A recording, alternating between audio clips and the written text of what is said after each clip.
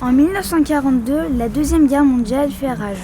Quand l'Allemagne nazie prend le contrôle de la totalité du pays, certains Français décident alors de choisir leur camp, certains s'engagent aux côtés de l'occupant, ce sont les collaborateurs. D'autres choisissent au contraire de s'opposer à cette invasion et de lutter contre la présence fasciste, c'est la résistance. À Montluçon, ville ouvrière jeune et très peuplée, une grande partie des habitantes et des habitants choisissent de s'engager en faveur de la résistance. De cet engagement, peu de témoignages subsistent aujourd'hui. Si ce n'est cette statue devant la gare rendant hommage à celles et ceux qui ont lancé la résistance le 6 janvier 1943. On comprend qu'il s'agit d'un train et de femmes qui se seraient couchées sur les voies. Mais que s'est-il vraiment passé ce jour-là ? Le 11 novembre 1942, les nazis envahissent Montluçon. Ils s'installent dans la caserne Richemont. Manquant cruellement de main-d'œuvre, les Allemands commencent alors à forcer les jeunes ouvriers à partir travailler en Allemagne, c'est la réquisition. Nous avons besoin d'un millier de jeunes Montluçonnais pour partir en Allemagne et travailler à la prospérité du Reich. Vous, monsieur le préfet, vous avez pour mission d'aller dans chaque usine et chaque entreprise de votre ville et d'y réclamer des listes de volontaires pour le départ. Leur demander de se séparer de leurs fils, de leurs frères, de leurs fiancés, de leurs maris. Vous n'y pensez pas, commandant. Je ne pense qu'à ça, au contraire. Mais commandant, sauf votre respect, vous ne connaissez pas les gens d'ici. Les habitants de Montluçon sont réputés pour leur indocilité. Ils ne se laisseront jamais faire. Ça, c'est votre problème, monsieur le préfet, pas le nôtre. Et si vous refusez de coopérer, c'est de force que nous viendrons les chercher. Allons, exécution! Les ordres sont les ordres, commandant.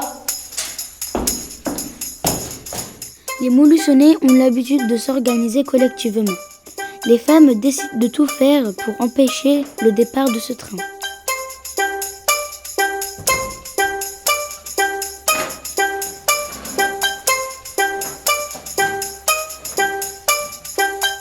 Mes chers amis, si nous sommes réunis aujourd'hui dans le plus grand secret, ce que nous venons d'intercepter, une bien triste nouvelle. Les Allemands prévoient un nouveau départ de requis. Le départ est prévu le 6 janvier. J'ai vu passer les listes à l'usine. Mon frère en fait partie. Moi, il y a mon fiancé. Moi, il y a mon fils aîné. Tous nos jeunes sont concernés. Ça n'est plus possible. On ne peut plus laisser faire ça. La dernière fois, on n'a pas eu le temps. Mais cette fois-ci, on doit l'empêcher. Mais tu es folle, comment tu vas empêcher le départ d'un train? Et les Allemands, les gendarmes, tu as pensé à ça ? Écoutez-moi, c'est comme avec les grèves. Si on s'organise, si on est suffisamment nombreuses, on est plus forte que tout. C'est vrai, il suffit de s'organiser. Regardez ce que nous avons déjà été capables de faire ensemble.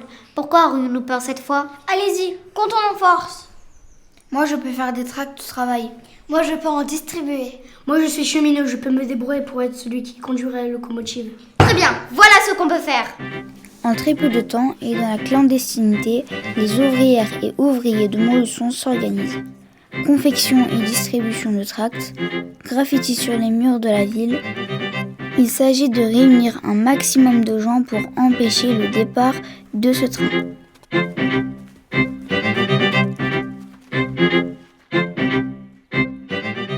Le jour venu, les requis répondent tous présents à leur convocation. Ils ignorent tout des plans de leurs proches. Ils s'embarquent pour de longs mois de travail obligatoire en Allemagne.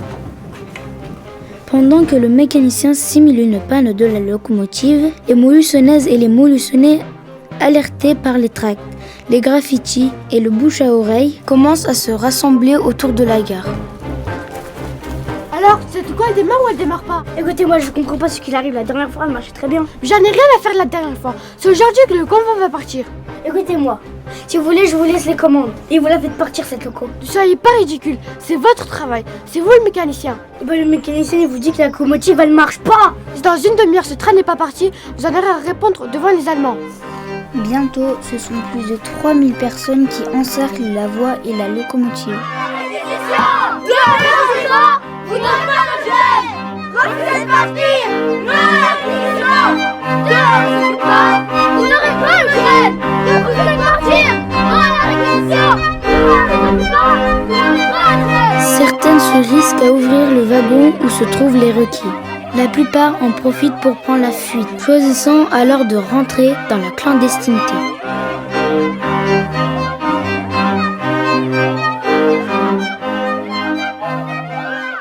Le train n'est pas parti, vous vous moquez de moi? Mais commandant, ils étaient plus de 5000. Nous n'avions pas les forces. Et puis plus longtemps que vous. Je ne veux rien savoir, vous êtes en incapable. Et puisque vous refusez de coopérer, maintenant c'est de force que nous viendrons les chercher. Et maintenant, disparaissez. Oui, commandant.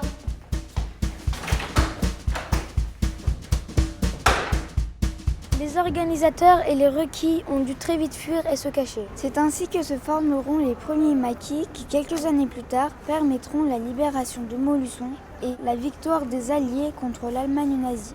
Aujourd'hui, peu de choses permettent de se rappeler comment les habitantes et les habitants ont su faire vaciller l'oppresseur. Seul subsiste ce monument à la gare et, sur un mur de l'école Jules Ferry, le trace d'un graffiti.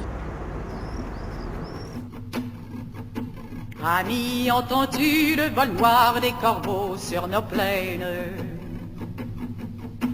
Amis, entends-tu les cris sourds du pays qu'on enchaîne?